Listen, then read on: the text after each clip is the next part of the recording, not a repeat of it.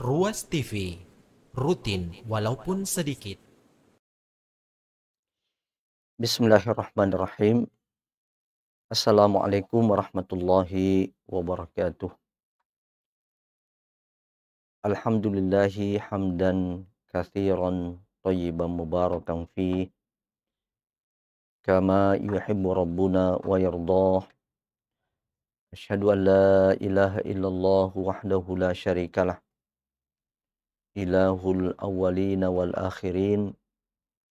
Wa asyhadu anna Muhammadan abduhu wa rasuluh al-mab'uts rahmatan lil alamin. Wassalatu wassalamu ala nabiyina wa habibina wa qudwatina Muhammadin wa ala alihi wa ashabihi wa man tabi'ahum bi ihsanin ila yaumiddin wa ba'd.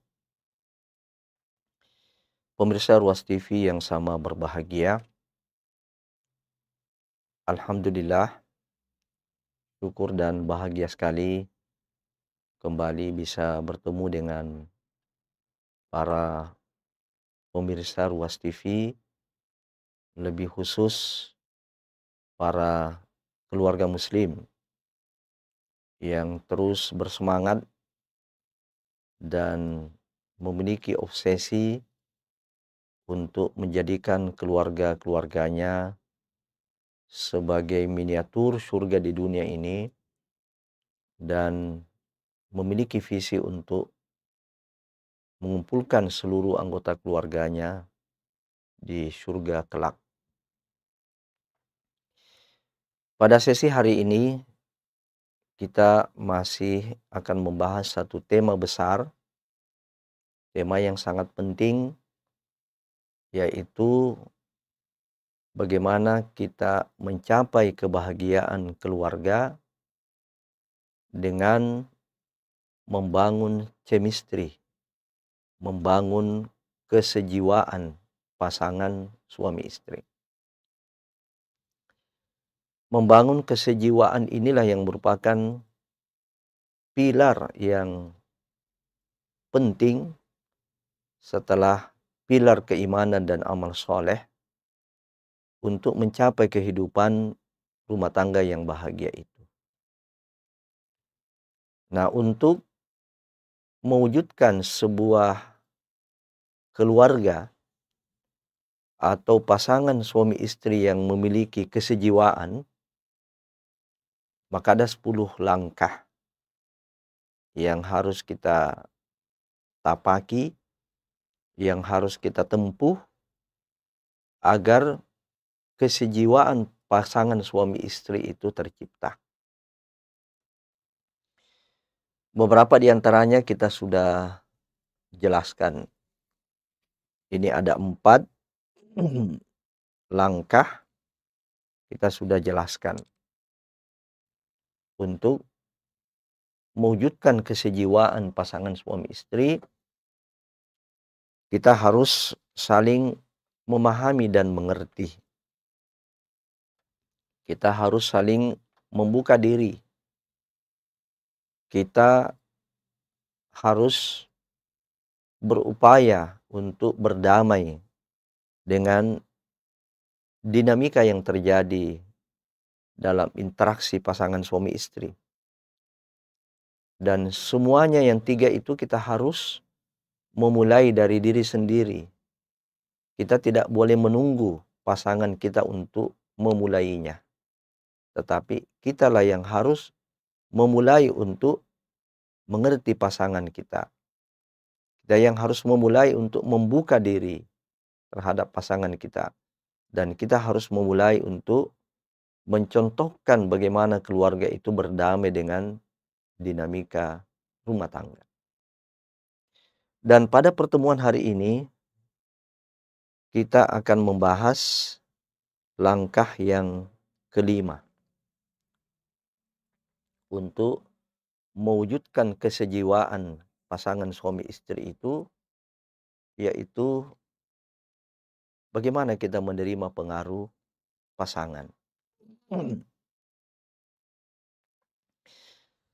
Pemirsa Ruas TV, wabil khusus para keluarga muslim, pendamba keluarga sakinah, mawaddah, warahmah. Pernikahan adalah sebuah ikatan suci yang mengumpulkan dua jenis karakter yang berbeda. Karakter laki-laki yang menjadi suami berbeda dengan karakter wanita yang menjadi istri kita. Pernikahan juga merupakan satu fase dalam kehidupan kita, di mana kita meninggalkan fase sebelumnya, fase jomblo, fase bujangan, fase menyendiri. Dan pada waktu itu, kedua pasangan ini berada di fase yang baru, yaitu fase rumah tangga. Fase hidup bersama, bukan lagi fase hidup menyendiri. Nah, pertemuan dua makhluk ini, maka terjadilah interaksi, terjadilah komunikasi, di mana dalam interaksi serta komunikasi yang rutin itu tidak bisa dipungkiri adanya pengaruh antara suami maupun istri. Ini adalah konsekuensi daripada pernikahan itu. Ini adalah konsekuensi daripada fase hidup bersama. Karena itu, ini adalah hal yang tidak bisa dihindari, yaitu saling mempengaruhi. Apakah kita yang dipengaruhi oleh istri, atau sebaliknya kita yang dipengaruhi oleh suami? Dan tentu yang terbaik di sini adalah saling mempengaruhi. Saling mempengaruhi dalam hal-hal yang positif dan menyenangkan. Ini tidak bisa dihindari. Nah, karena kita ingin membangun sebuah rumah tangga yang harmonis. Rumah tangga yang sekalipun dari latar belakang yang berbeda, namun di sana ada titik temu. Kita ingin mendapatkan satu titik temu. Titik temu keseimbangan. Dan inilah harmonisasi. Harmonisasi ini adalah pilar penting di dalam membangun rumah tangga yang bahagia. Nah, karena itu dalam konteks pengaruh atau saling mempengaruhi pasangan ini, menuju titik keseimbangan, menuju harmonisasi, dan seterusnya menuju kepada keluarga yang wonderful family, keluarga yang hebat, keluarga yang bahagia, maka menerima pengaruh pasangan ini adalah keniscayaan, kemestian. Sehingga setiap kita ini, apakah kita sebagai suami atau istri, harus membuka diri. Tidak boleh kita menutup diri menerima pengaruh. Kita harus merelakan diri untuk menerima intervensi. Intervensi dari pasangan kita. Kemudian, ini juga bermakna menerima pengaruh ini, maknanya adalah bagaimana kita meninggalkan orisinalitas kita, keaslian kita yang tentu negatif. Ya, karena kita ini eh, ada dua sisi. Setiap kita ini memiliki dua sisi. Ba'da a'udzubillahi minasyaitonir rajim, fa alhamaha fujuraha wa taqwaha. So, ayat itu diawali dengan sumpah Allah, wa nafsi wa ma sawwaha fa alhamaha fujuraha wa taqwaha. Demi, kata Allah, demi jiwa manusia, demi penciptaan jiwa manusia dan penyempurnaannya. Sungguh, kata Allah, aku akan mengilhamkan kepada manusia itu sifat fujur maupun sifat takwa. Apa yang dimaksud dengan sifat fujur? Yang dimaksud dengan sifat fujur adalah sifat negatif. Sifat suka bersalah, suka berdosa, atau kecenderungan-kecenderungan untuk menyimpang, kecenderungan-kecenderungan untuk menolak yang baik. Ini sifat fujur. Atau watakwa, sifat takwa, sifat positif. Bahwa setiap kita ini, walaupun dia adalah orang yang suka menolak kebaikan, orang yang suka membangkang dari perintah, tetap dia memiliki sisi takwa. Tetap ada peluang baginya untuk menerima kebaikan. Tetap ada peluang baginya bertobat. Tetap ada peluang baginya menerima pengaruh-pengaruh yang positif dari orang lain. Termasuk dalam hal ini adalah pengaruh positif dari pasangannya.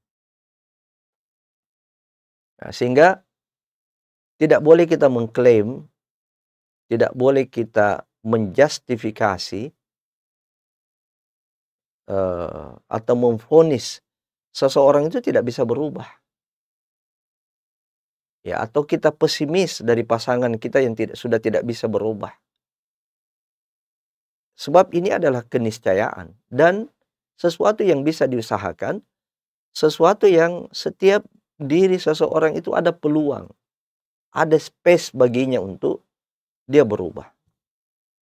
Nah, maka menerima pengaruh pasangan ini artinya adalah kita berlatih dan kita berusaha untuk meninggalkan orisinalitas kita, untuk meninggalkan keaslian kita yang tidak cocok, yang tidak sesuai dengan pasangan kita. Ada mungkin orang yang perkara sepele, ketika dia menyendiri, sukanya tidur, semua lampu dimatikan. Ketika dia tidur, semua lampu dimatikan. Setelah dia menikah, ternyata dia berpasangan dengan seorang istri atau seorang suami yang ketika dia tidur, dia maunya semua lampu dinyalakan. Mungkin punya trauma, ya, dalam keadaan gelap, selalu ada gangguan-gangguan. Punya pengalaman ketika lampu dinyalakan, gangguan-gangguan itu tidak ada, sehingga menjadilah satu kebiasaan di dalam dirinya ketika tidur, di waktu malam dia harus menyalakan lampu. Nah, dia ditakdirkan oleh Allah Subhanahu wa taala berpasangan dengan istri yang ketika tidur harus dimatikan lampu.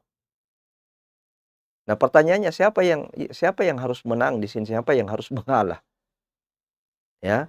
Bagaimana kita mengatur ini pengaruh? Apakah suami yang mempengaruhi istri atau istri yang mempengaruhi suami? Apakah harus kedua-duanya bertahan? Apa yang terjadi kalau kedua-duanya bertahan?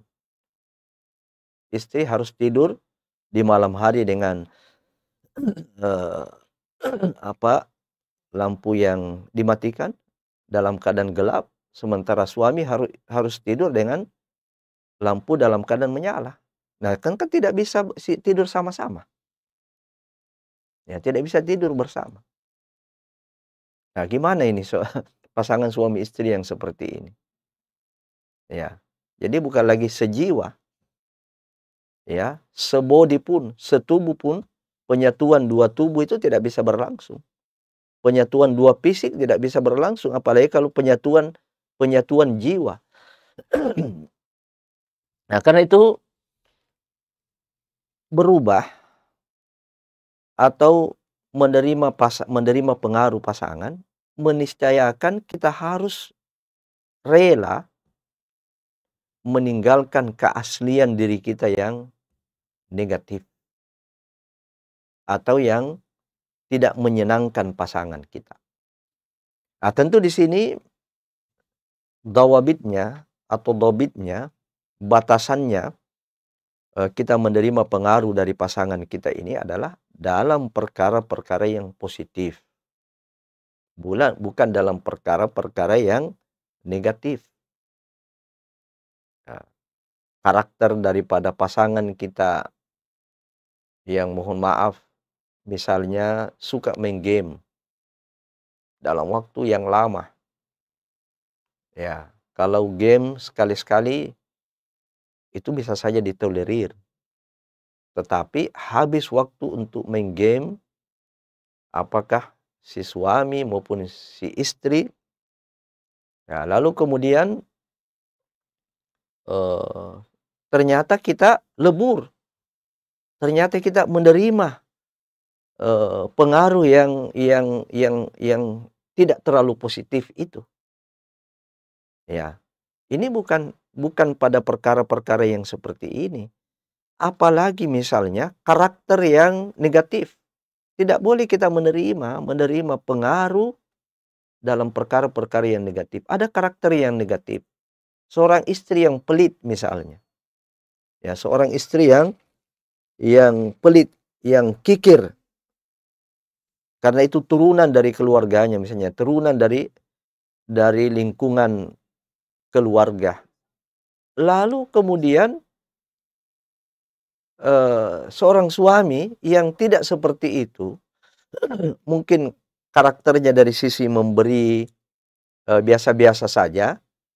Ternyata ketika dia nikah dengan seorang istri yang kikir, lalu dia juga menjadi suami yang kikir. Bukan ini yang diinginkan. Bukan pengaruh yang seperti ini yang diinginkan di dalam kehidupan berumah tangga untuk membangun wonderful family. Untuk membangun keluarga yang bahagia, keluarga yang hebat. Tapi pengaruh yang dimaksud adalah dalam perkara-perkara yang positif. Nah, taruhlah diantaranya misalnya gaya hidup. Ada gaya hidup yang glamor. Ada gaya hidup yang sehat. Ada gaya hidup yang bersih. Nah, di sini kita harus merelakan diri. Di sini kita harus meninggalkan keaslian diri kita, orisinalitas diri kita yang mungkin tadinya gaya hidupnya kotor, gaya hidupnya urak-urakan, ya, gaya hidupnya malas-malasan. Ya, ternyata pasangan kita berbeda dengan kita. Maka hal yang positif itu kita harus merelakan diri.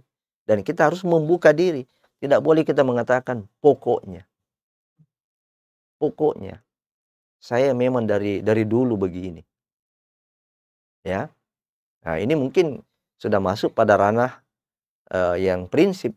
Ya, coba bayangkan kalau tadi yang tidur nyala lampu dan tidur matikan lampu itu, kita mau bertahan di situ. Hal-hal yang sepele yang bisa merusak hubungan rumah tangga kita. Bayangkan bagaimana kalau pernikahan itu mengeluarkan biaya sampai 1 miliar. Ya, hanya gara-gara lampu. Ya, hanya gara-gara ada yang tidur, nyala lampu, ada yang tidur, harus matikan lampu. Nah, disinilah dibutuhkan ini, langkah ini. Ya, karena salah satu makna daripada mitsaqan ghalidhan, Allah menyatukan dua makhluk ini dalam sebuah ikatan yang kuat, adalah melebur. Bagaimana kita melebur? Bagaimana kita berkorban? Bagaimana suami istri ini ada yang harus dia korbankan. Dan bagaimana suami istri harus berupaya berlomba memberikan pengaruh yang positif terhadap pasangannya. Mungkin sampai di sini ada yang mengatakan, ini mengekang ini. Ya.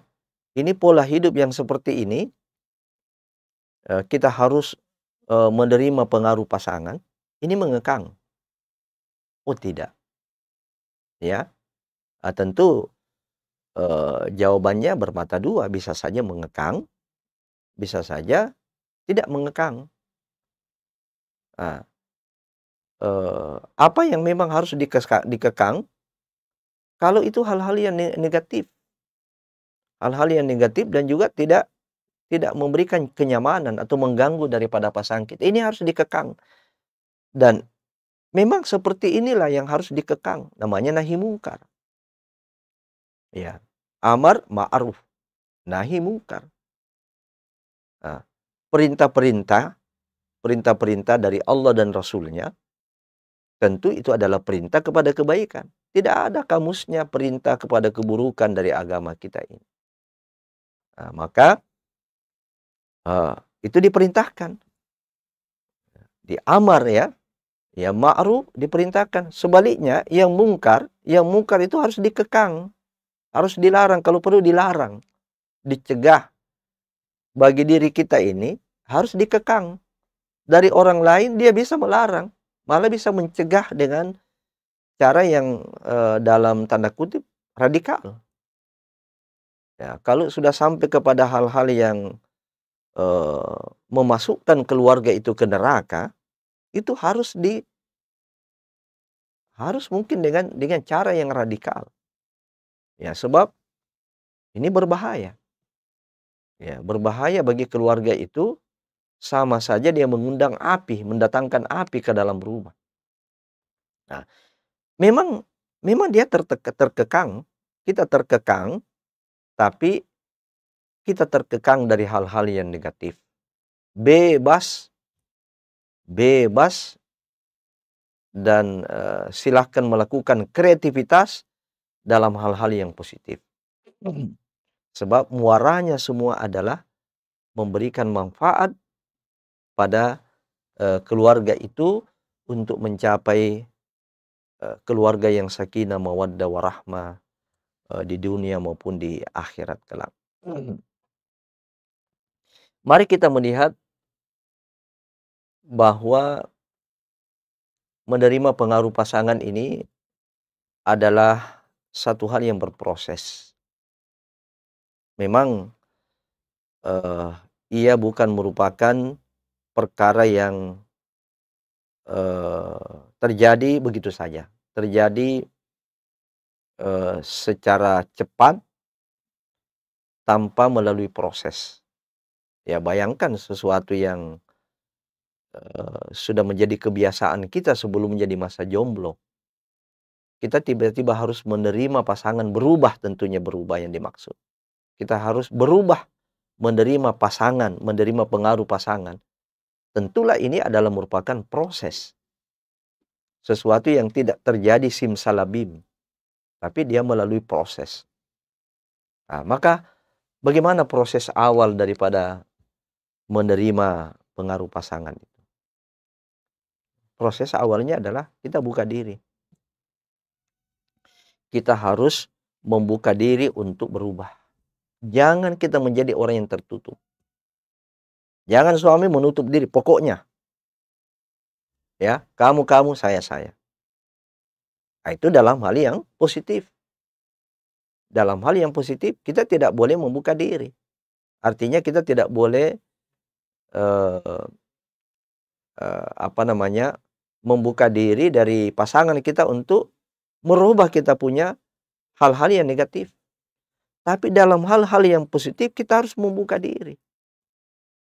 Kita tidak boleh menutup, ibarat pintu, tidak boleh pintu itu ditutup. Kalau ada yang baik silakan masuk. Silakan masuk. Sekalipun itu mungkin tidak simsalabim. Ya. Tapi dia berproses, dan inilah proses awalnya. Membuka diri itu artinya adalah buka hati kita. Buka pikiran kita dan buka jiwa kita untuk berubah. Buka hati kita, lapang dada. Orang yang tertutup hatinya dari perkara kebaikan itu bagian daripada takabur. Bagian daripada al-kibar, kesombongan. Dan ini dosa besar. Orang yang menutup hatinya dari kebaikan. Nabi SAW bersabda, Al-kibru batarul haqqi wa ghamtun nas. Yang dikatakan kesombongan itu adalah menolak kebenaran. Tidak mau menerima kebenaran, tidak mau menerima kebaikan, tidak mau mengakui dengan hatinya. Nah, dan memandang enteng orang lain. Jadi, hakikatnya orang yang menutup diri dari perkara-perkara kebenaran dan kebaikan, itu kesombongan. Sombongan. Ini adalah penyakit hati yang bahaya. Inilah yang menyebabkan iblis diusir dari surga. Inilah yang menyebabkan iblis divonis kafir. Nah, kita harus buka diri. Ini proses awal. Yang kedua adalah memperbanyak pengaruh positif pasangan. Ya, kita yang harus berlomba memberikan pengaruh positif pada pasangan kita. Kalau kita yakin, tentu berdasarkan referensi dari guru kita, referensi dari komunitas kita yang soleh, soleha, maka kita harus memiliki kekuatan, memiliki power, bukan memaksa, tapi memiliki kekuatan, memiliki power untuk kita memberikan pengaruh. Seorang istri yang dididik oleh orang tuanya menjadi istri yang dermawan, istri yang suka bersedekah, istri yang suka membantu, dia bertemu dengan suami yang pelit. Banyak uangnya pelit lagi. Banyak uangnya pelit. Ya. Yang lebih parah kalau sudah miskin pelit juga.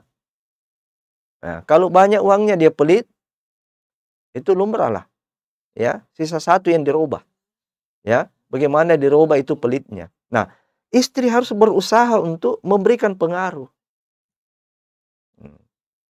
Agar pengaruh ini efektif, dia harus punya kekuatan. Salah satu di antara kekuatannya itu adalah kekuatan hubungan dengan Allah Subhanahu wa Ta'ala. Sebab orang yang memiliki hubungan yang kuat dengan Allah itu akan melahirkan qaulan thaqilan, melahirkan perkataan yang berat. Perkataan yang berat ditolak. Perkataan yang berbobot dan berat untuk ditolak. Nah, kemudian tentu selebihnya adalah keteladanan. Bagaimana seorang istri memenuhi kewajiban-kewajiban terhadap suaminya. Kalau dua ini kita bisa kumpulkan, inilah power untuk memberikan pengaruh kepada pasangan kita. Demikian juga sebaliknya. Seorang suami di dalam memberikan pengaruh positif terhadap pasangannya, dia harus memiliki power, harus memiliki kekuatan. Dan inilah misi yang suci dari setiap pribadi kita, namanya misi dakwah. Dakwah hakikatnya adalah memberikan pengaruh positif pada orang lain. Mengalirkan hal-hal yang positif dari kita untuk orang lain. Itu dakwah. Kemudian, yang ketiga adalah mempersedikit pengaruh negatif. Kita kurangi, ya, kita minimalisir hal-hal yang negatif dari diri kita. Nah, dengan cara bagaimana? Menahan diri menampakkan hal-hal yang negatif terhadap pasangan kita. Kalau itu kita belum bisa tinggalkan dan berproses, jangan demonstratif kita melakukan itu di hadapan pasangan kita. Tidak mengajak, menahan diri untuk tidak mengajak pasangan kita, menyuruh, ya, tidak menyuruh dan tidak mencontohkan. Nah, kalau itu kita yakini bahwa ini adalah hal-hal yang negatif, jangan sampai kemudian kita paksakan seorang suami yang punya otoritas dalam rumah tangga, memaksakan hal-hal yang negatif yang bertentangan lagi dengan syar'i, ya, kepada istrinya. Ya, ini. Dan ketika tiga proses ini kita telah lewati, maka kita menjadi diri yang baru. Kita menjadi diri yang baru. Inilah harapan pernikahan. Inilah makna persenyawaan yang membentuk jiwa yang baru. Ya, jadi kelemahan-kelemahan, kekurangan-kekurangan, hal-hal yang negatif itu lebur. Lebur oleh apa? Oleh pengaruh. Pengaruh positif dari pasangan. Ya, sehingga terbentuklah jiwa yang baru. Inilah mitsaqan ghalidan yang ideal, kesejiwaan, penyatuan dalam hal-hal yang positif. Kenapa? Karena yang positif dari suami dipindahkan kepada istrinya, dan itu mungkin adalah kelemahan daripada suami. Yang positif dari istri dialirkan kepada suaminya. Nah, terjadilah keluarga yang dibangun oleh struktur jiwa-jiwa yang hebat, jiwa-jiwa yang kelemahan-kelemahan dan kekurangannya itu sudah berhasil dikurangi lewat proses interaksi saling berpengaruh. Pemirsa Ruat TV yang sama berbahagia, mari kita melihat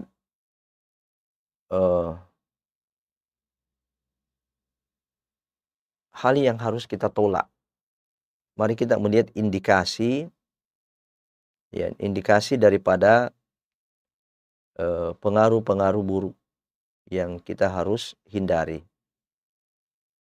Nah, ini rambu-rambu yang kita harus perhatikan. Ada pengaruh yang harus ditolak.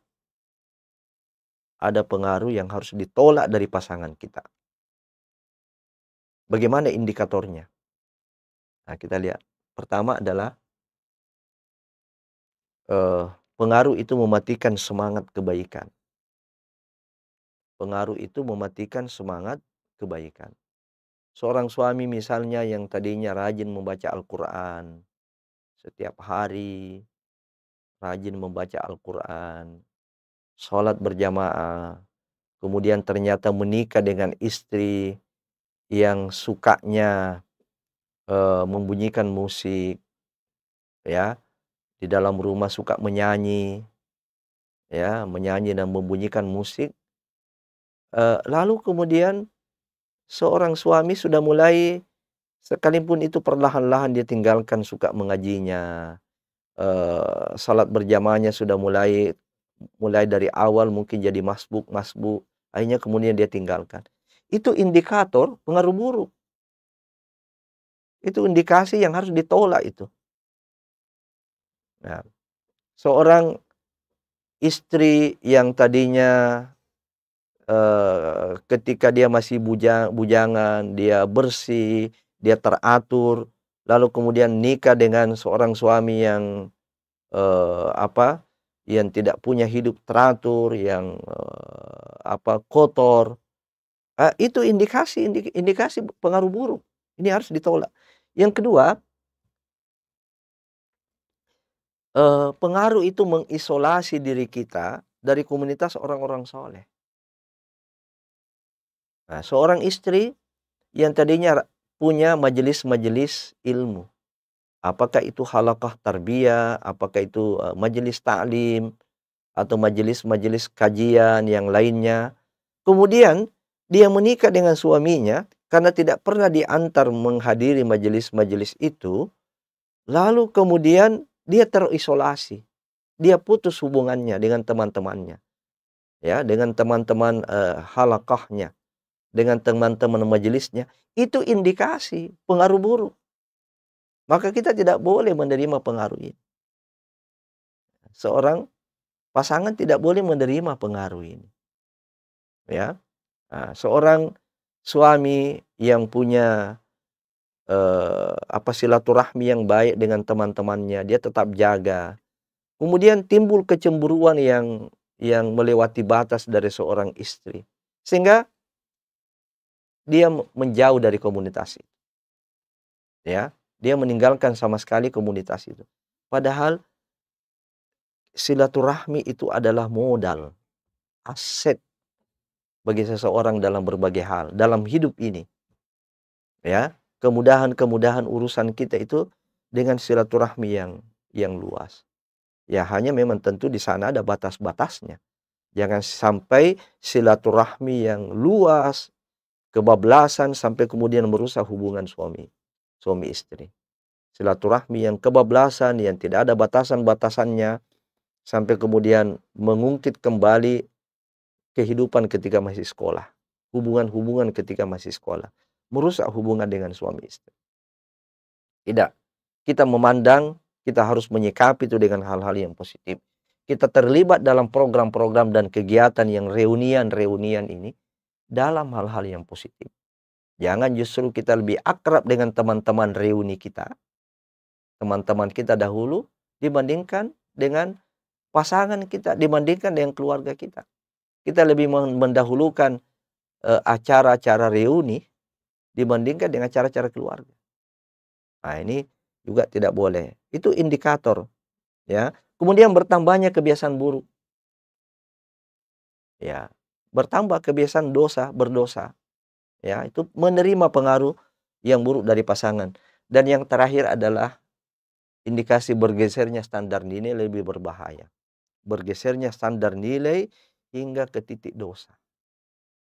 Nah, ini yang paling berbahaya ketika ada gejalanya pada diri pasangan kita. Karena itu ini harus ditolak semuanya.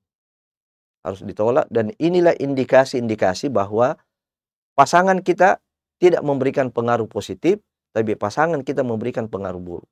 Kita lihat dari 4 indikator.